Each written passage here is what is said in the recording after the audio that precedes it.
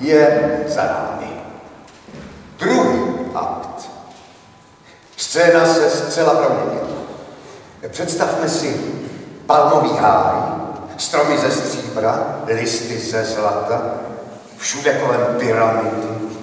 Sarastro přichází se svými kněžími slavnostním krokem. Každý nese v ruce palmovou ratolest. Něco nového přinesl v pořadí 5. koncert letošního ročníku Lednicko-Valtického hudebního festivalu. Tentokrát festival své posluchače pozval do kostela svatého Jakuba Staršího v Lednici, kde jim představil hudební svět Mozarta v jedinečné úpravě pro basetové rohy.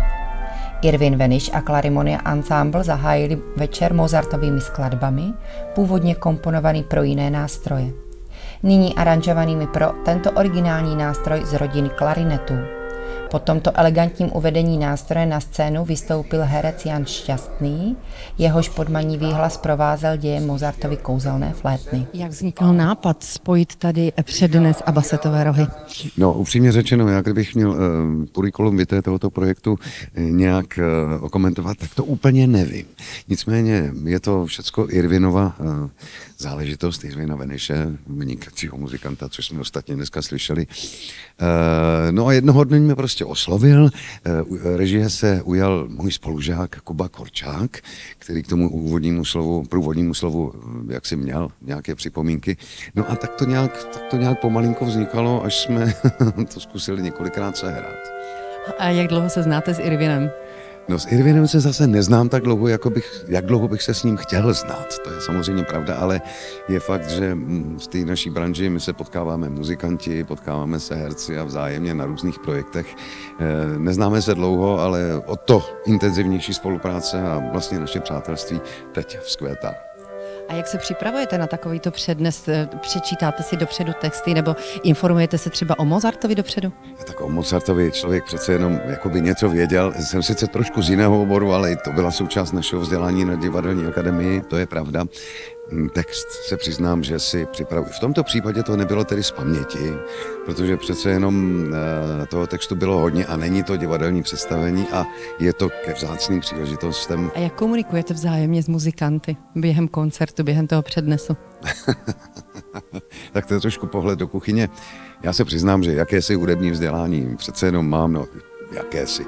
Chodil jsem povinně na klavír, protože to rodiče po mně chtěli a proto jsem to neměl rád, pač to bylo povinně, ale za co jim do dneška vděčím, že umím noty. Takže já se v partituře vlastně svým způsobem orientuju, takže ta spolupráce je v tom, že když si nevím rady, máme smluvený tajný znamení, že už je to na mě v tenhle ten moment, ale přiznám se, že zrovna Zauberfléte neboli kouzelnou flétnu docela dobře znám, takže v tomto případě to nebyl takový problém. To jsou horší věci, kdy fakt netuším, kde jsem. Protože muzikanti stále ještě nepochopili děj, požádali mě, abych příběh co nejstručněji převyprávěl. Královna noci posílá Tamína a Papagéna hledat Pamínu, kterou unesl zlý Sarastro. Pro její identifikaci dostanou oba fotku Pamíny, do níž se Tamino rázem zamiluje. Po cestě je stále obtěžují buď 3 dámy, nebo 3 chlapci, kteří se náhle objevují v křovu. Umělci v obsazení 2 klarinetů a 3 basetových rohů předvedli dílo přesně v nástrojovém poměru, jaký si kdysi sám Mozart představoval. Kombinace právě klarinetu a basetových rohů, kterou Mozart někdy využíval, působí harmonicky a přirozeně, ve skladbách určených pro komorní soubory a drobné orchestrální obsazení může spojení těchto nástrojů vyvolávat nezapomenutelný dojem. Basetové rohy z klarinety vytvářejí jakousi konverzaci, kde je hluboký jemný tón basetového rohu a jasný zpěvný zvuk klarinetu. Ty se dokonale doplňují. V prostorách tohoto krásného místa zněly tóny naprosto kouzelně. Hudební nástroj, který je velikostí přiblížen basklarinetu, čili je to něco mezi klarinetem a basklarinetem. My jsme se dozvěděli, že je to zednářský nástroj, je to tak? Zednáři ho používali jako svůj symbol, měli ho ve znaku, protože byl v podstatě ve tvaru trojúhelníku, čili je to tak. Jaký tónový rozsah má tady tento klarinet? Dneska mě zkoušíte už po několikáté. Musím říct, že jako ten tónový rozsah klarinetu vůbec a bas klarinetu a všech možných tady nástrojů, který mají jeden plátek, je sporný. V podstatě dole je většinou hluboké C a navrch, jak se říká, kdo to kam vytáhne. Knudera, Vranický, samozřejmě Mozart má pro basetové rohy několik, dokonce i árií v operách, kde se většinou hrává není bas klarinet, ale patří tam právě basetový roh.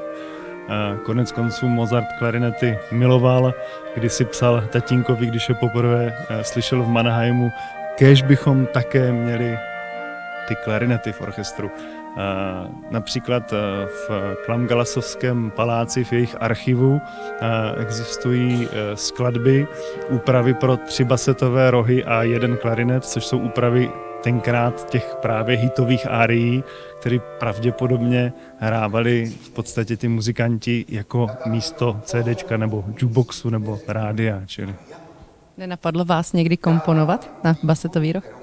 Mě kdysi napadlo komponovat a zavčas jsem toho nechal. 2 klarinety, 3 basetové rohy. Proč ne jinak? Proč zrovna takto? V podstatě Wolfgang Amadeus Mozart složil velmi slavné adagio pro toto složení a tím to složení poněkud předurčil.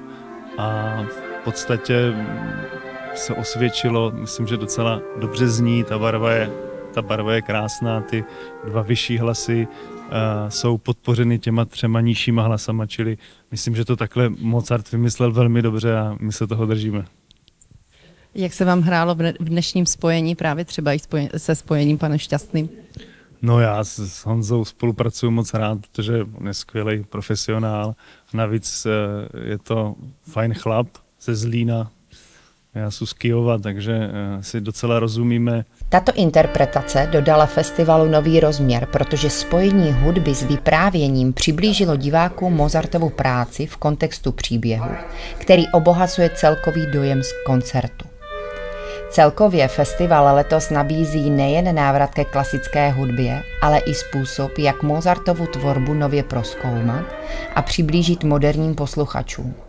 Festival se opět posouvá dál. Celý ten festival strašně roste a jsem nadšený sledovat, kam to až poroste.